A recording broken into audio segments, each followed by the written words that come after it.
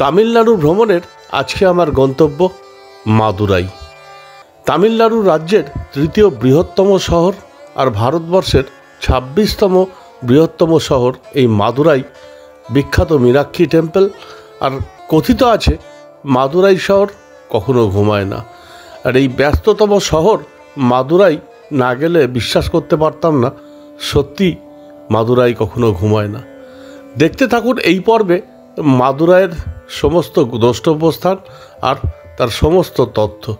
চলুন দেখে নিই আজকে আমার এই বিশেষ পর্ব মাদুরাই দ্য স্লিপলেস সিটি।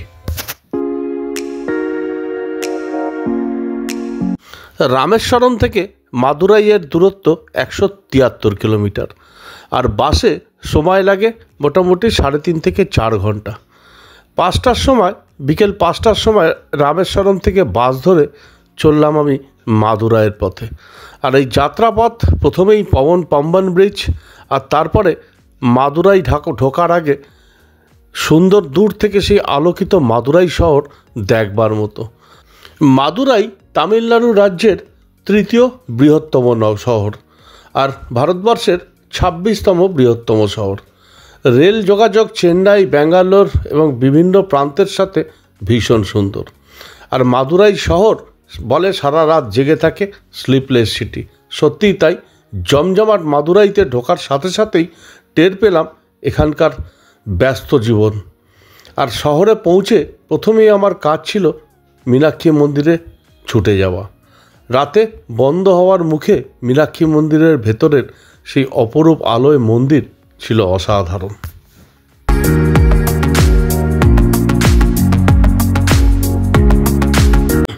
যারা সাউথ ইন্ডিয়া ঘুরতে আসবেন তারা রামেশ্বরম থেকে চলে আসুন মাদুরাই। আর মাদুরাই থেকে চলে যাবেন কোডাইকানাল। মাদুরাই থেকে কোডাইকানালের ডিস্টেন্স কম হয়। আর মাদুরাই পৌঁছে সকালবেলা আপনি চেষ্টা করুন প্রথমেই মীনাক্ষী মন্দির চলে যাওয়ার। আর এই মীনাক্ষী মন্দির টেম্পলের ভেতর তার কারুকার্য দেখবার মতো। মীনাক্ষী মন্দির দেখে বেরিয়ে পড়ুন লোকাল সাইট সিইংয়ের উদ্দেশ্যে। মর্নিং, আজকে 7 ডিসেম্বর। আমি মাদুরাইতে আছি। কাল রাত্রিরে আমি রামেশ্বরম থেকে মাদুরাই পৌঁছে গেছি।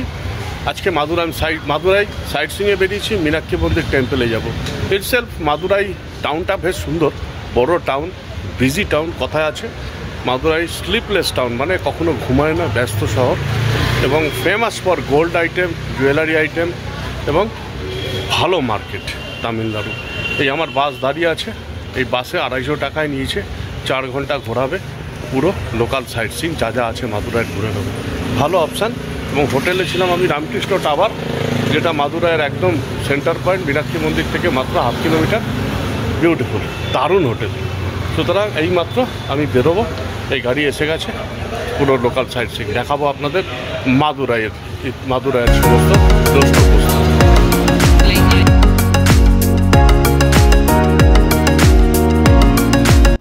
মাদুরাই সাইট সিইংয়ের জন্য হোটেল থেকে ঠিক করে দেওয়া বাসেই মাত্র 250 টাকার টিকিটে বেরিয়ে পড়লাম মাদুরাই সাইট সিইংয়ের উদ্দেশ্যে।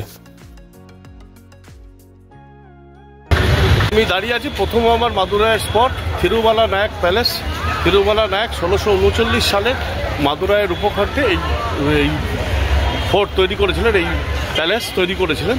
এবং 1623 থেকে 1639 খ্রিস্টাব্দ অবধি উনি ছিলেন এই নায়ক ডাইনেস্টির অন্যতম সম্রাট এবং এই মাদুরাই ডেভেলপমেন্টের অন্যতম কাণ্ডারি ছিলেন এই থিরুমালা নায়ক। দেখুন, আমি পুরো ইতিহাস ভেতরে যাই, বলে দেবো।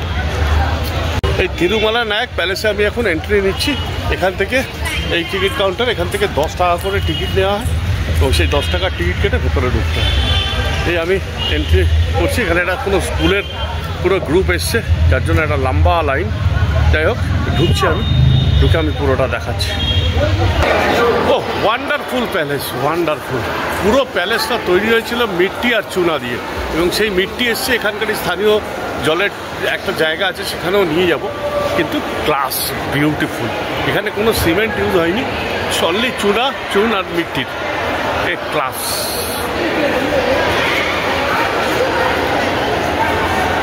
অবশ্যই মাদুরাই এলে এইটা দেখবেন। এই প্যালেস তিরুমালা নায়ক প্যালেস কিন্তু বিউটিফুল। মাদুরাই শহরের উপকণ্ঠেই এই তিরুমালা নায়ক প্যালেস দুর্দান্ত। যারা সাউথ ইন্ডিয়ায় ঘুরতে আসবেন তারা অবশ্যই এই তিরুমালা নায়ক প্যালেস দেখে যাবেন।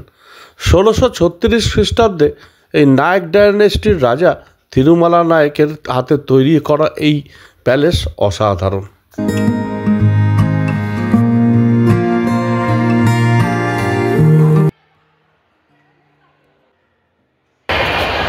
পিলার, এই সমস্ত পিলারগুলো তৈরি হয়েছে ইট আর চুন দিয়ে, এই মাটি আর চুন, ইট মাটি চুন দিয়ে, কোনো রকম সিমেন্ট ইউজ হয়নি এখানে।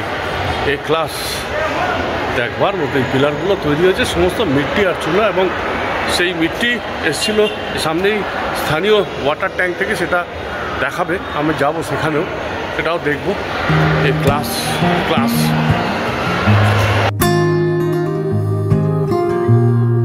তামিলনাড়ু ভ্রমণে বেরিয়ে মাদুরাই শহরে একদিন থাকাই যথেষ্ট। মাদুরাইয়ের প্রধান দ্রষ্টব্য স্থান মীনাক্ষী মন্দির আর তিরুমালা নায়ক।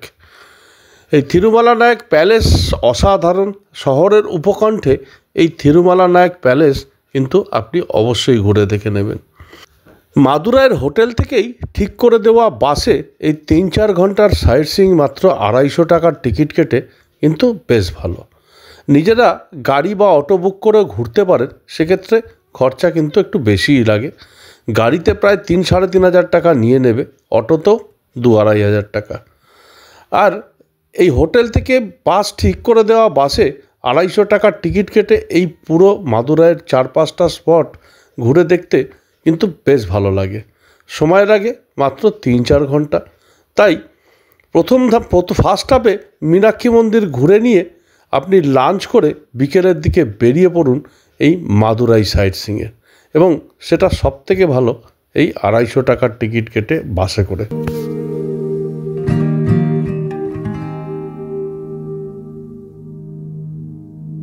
তিরুমালা নায়ক প্যালেস দেখে কিছুটা গেলেই পরে এই মারি তালাব, যার অরিজিনাল নাম ইন্দিওর মারিয়াম্মান টেপ্পাকুলাম। স্থানীয় লোকেরা এটা সংক্ষেপে বলে মারি তালাব। আর এই মারি তালাব থেকেই মাটি গেছিল সেই তিরুমালা নায়কের প্যালেস তৈরির সময়।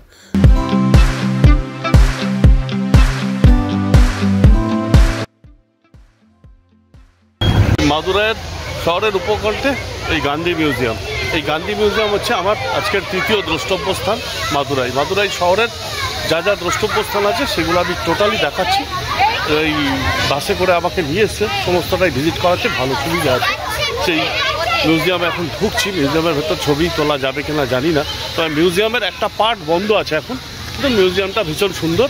এটা মহারানীর বাড়ি ছিল আগে, নায়কন ফ্যামিলির রানী।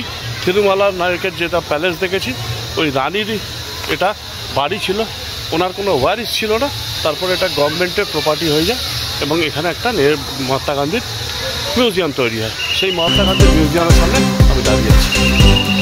মাদুরাই শহরের উপকণ্ঠে এই গান্ধী মেমোরিয়াল মিউজিয়ামও কিন্তু বেশ ভালো। সারা ভারতবর্ষে 5টি গান্ধী সংগ্রহশালার মধ্যে অন্যতম এই মাদুরাইয়ের গান্ধী মেমোরিয়াল।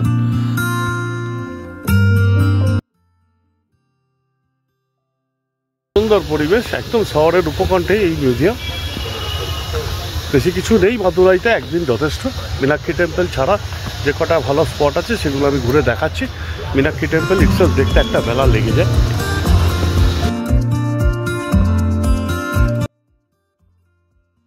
এই সামনে মূল বিল্ডিংটা এখন বন্ধ আছে, এই যে বিল্ডিংটা এখন বন্ধ আছে, কাজ চলছে। আর বাদিকে একটা ছোট্ট মিউজিয়ামটা খোলা আছে। যাই ভেতরটা একটু ঢুকি, গভর্নমেন্ট মিউজিয়ামের ভেতরটা।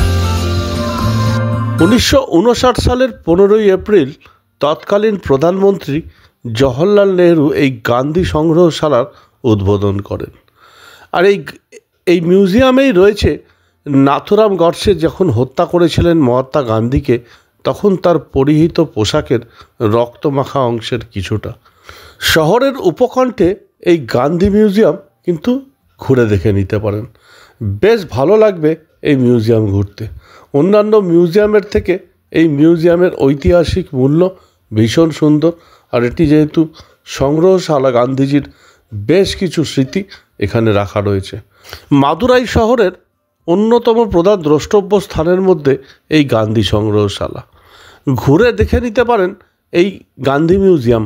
আর যদি আপনি এই সাইট সিইং বাসের কন্ডাক্টেড ট্যুরে করেন তাহলে তারাই এখানে নিয়ে আসবে। মাদুরাই শহর থেকে আপনি অটো করেও এই কন্ডাক্টেড ট্যুরটা করতে পারেন। তবে বাসে আসার সুবিধে হলো এরা বেশ কিছু লোককে নিয়ে আসে এবং ভালো লাগে সবাই মিলে একসাথে ঘুরতে। 4-5টা পয়েন্ট যেগুলো অন্যতম দ্রষ্টব্য স্থান মাদুরাইয়ের, সেই কটা স্পটই এরা নিয়ে যায় এই বাসে করে। 4-5 ঘন্টার এই সাইট সিইং সেকেন্ড হাফে কিন্তু বেশ ভালো লাগবে। গান্ধী মিউজিয়াম দেখার পর আমাদের পরের গন্তব্য ছিল এক অসম্ভব সুন্দর মন্দির, বিষ্ণু টেম্পল। আর এই বিষ্ণু টেম্পলের ভেতরটা দেখবার মতো। মোবাইল ছবি তোলা নিষিদ্ধ ক্যামেরার, তবু কিছু ছবি পেয়েছিলাম, সেটা আপনাদের সামনে তুলে ধরছি। অসম্ভব সুন্দর এই বিষ্ণু টেম্পল। মাদুরাই এলে চেষ্টা করবেন এই বিষ্ণু টেম্পল ঘুরে দেখার। আরেক অন্যতম দ্রষ্টব্য স্থান বিষ্ণু টেম্পল থেকে একটু ওপরে উঠে এসে কার্তিক টেম্পল। সেই কার্তিক টেম্পল প্রচুর বৃষ্টি হয়েছে, প্রচুর বৃষ্টি, পুরো ভিজে চান করে আছি। এখন সেই কার্তিক টেম্পলটা ঢুকি, ভালো লাগছে। মন্দিরগুলোর ভেতরের ছবি তুলতে দিচ্ছে না, কিন্তু অসাধারণ সব এক একটা মন্দির, দেখবার মতো। এই লাস্ট কার্তিক টেম্পল, তারপরে মীনাক্ষী টেম্পল আমি আরেকবার যাব, দেখাবো আপনাদের। বিষ্ণু টেম্পল থেকে আর একটু কিছুটা ওপরে পাহাড়ের ওপর উঠলেই চোখে পড়বে এই কার্তিক টেম্পল। ভীষণ ভালো লাগবে এই কার্তিক টেম্পলটাও ঘুরতে। আর কোনো মন্দিরেই আপনার ভেতরে ছবি তোলার পারমিশন দেয় না, তাই বাইরে থেকেই ছবিগুলো নেওয়ার চেষ্টা করেছি। আর ভেতরের কারুকার্য আর স্থাপত্য দেখবার মতো। এমনিতেই দক্ষিণ ভারতের সমস্ত মন্দিরের ভেতরের স্থাপত্য অনবদ্য, তাই মন্দির ঘুরতে দক্ষিণ ভারতে কিন্তু ভীষণ ভালো লাগে। আজকে আমার মাদুরাই পর্বের এটাই ছিল শেষ গন্তব্যস্থান। এবার ফিরে হোটেলে আমার প্রথম কাজ ছিল রাতের আলোয় আরেকবার মীনাক্ষী টেম্পল ঘুরে দেখার। তাই ফিরে এসেই ছুটলাম মীনাক্ষী মন্দির দেখতে, কারণ অনেক রাতে আবার ট্রেনও ছিল আজকে ফিরে যাওয়ার, কন্যাকুমারী যাওয়ার।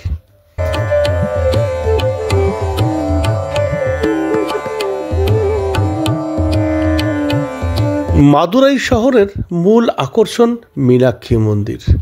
এই মীনাক্ষী মন্দিরের দেবী মীনাক্ষী আম্মার, এখানে পার্বতীকে দেবী মীনাক্ষী রূপে পূজিত করা হয়, আর শিবকে সুন্দরেশ্বর হিসেবে। অসম্ভব সুন্দর এই মীনাক্ষী মন্দির, না দেখলে বিশ্বাস করতে পারবেন না।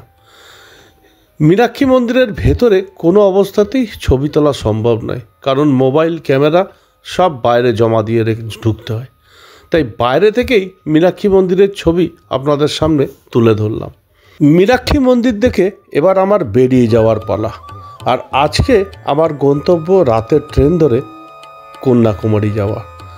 তাই আবার আসছি আগামী পর্বে কন্যাকুমারিকার গল্প নিয়ে। বাঙালির আবেগের জায়গা আর অন্যতম সেরা ভারতের দ্রষ্টব্য স্থানের একটা এই কন্যাকুমারীর অনেক গল্প নিয়ে। দেখতে থাকুন, আর যদি ভালো লাগে অবশ্যই লাইক, শেয়ার, কমেন্ট করুন আর চ্যানেলটা সাবস্ক্রাইব করুন। আজকের মতো আমার এই মাদুরাই পর্ব এখানেই শেষ। সবাই ভালো থাকবেন। Good night.